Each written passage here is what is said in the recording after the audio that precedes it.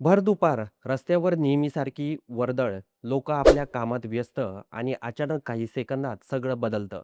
एक तरुण जीव वाचवण्यासाठी झगडतोय, पण समोर आहेत 5 हल्लेखोर आणि पुढच्या काही क्षणात घडतं असं काही जे संपूर्ण सोलापूर शहराला हादरून टाकतं.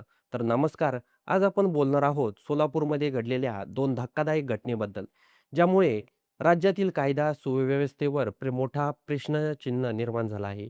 सोलापूर शहरातील 70 फूट रोड हा नेहमी गजबजलेला परिसर. पण याच रस्त्यावर भरदिवसा एका तरुणाची अत्यंत निर्दयी पद्धतीनं हत्या करण्यात आली. मृत तरुणाचं नाव आहे सुरेश श्रीराम. सुरेश आपल्या दुचाकीवरून जात असताना अचानक काही जणांनी त्याचा रस्ता अडवला आणि त्यानंतर सुरू झाला थरारक. 5 ते 6 जणांच्या टोळक्याने सुरेशवर कोयत्याने हल्ला केला. सुरेशला स्वतःचा बचाव करण्याची संधीही मिळाली नाही. हल्लेखोर इतके निर्दयी होते की त्यांनी त्याला जमिनीवर पाडल्यानंतर दगडाने ठेचून मारलं. हे सगळं काही सेकंदात घडलं. अधिक धक्कादायक म्हणजे ही संपूर्ण घटना सीसीटीव्ही कॅमेऱ्यात कैद झाली आहे.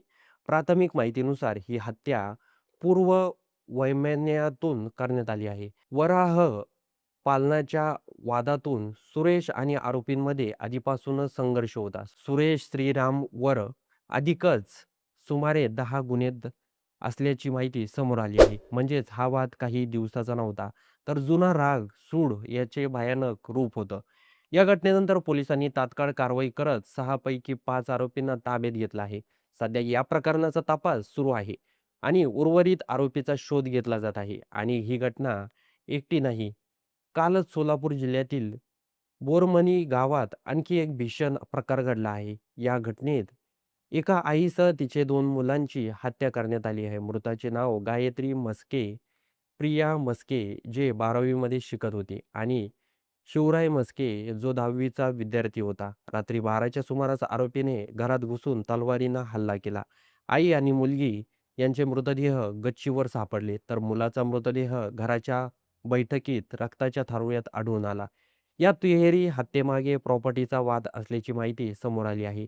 या प्रकरणात पप्पू मस्के यांच्यासह 6 जणांविरुद्ध गुन्हा दाखल करण्यात आला आहे. एका बाजूला भरदिवसा रस्त्यावर हत्या, तर दुसऱ्या बाजूला रात्री घरात घुसून तिहेरी खून. या सलग घटनेमुळे सोलापूरच नाही तर संपूर्ण राज्याचं भीतीचं वातावरण निर्माण झालं आहे. गुन्हेगारांचा वाढता बिनधास्तपणा आणि सामान्य नागरिकांच्या सुरक्षेचा प्रश्न आजचा सर्वात मोठा प्रश्न आहे. आपण खरंच सुरक्षित आहोत का? या घटनेमुळे एक गोष्ट स्पष्ट झाली आहे. गुन्हेगारी थांबवण्यासाठी केवळ कारवाई पुरेशी नाही, तर कठोर आणि प्रभावी उपाययोजना करण्याची गरज आहे. कारण पुढचा नंबर कोणाचा असेल हे कुणीच सांगू शकत नाही.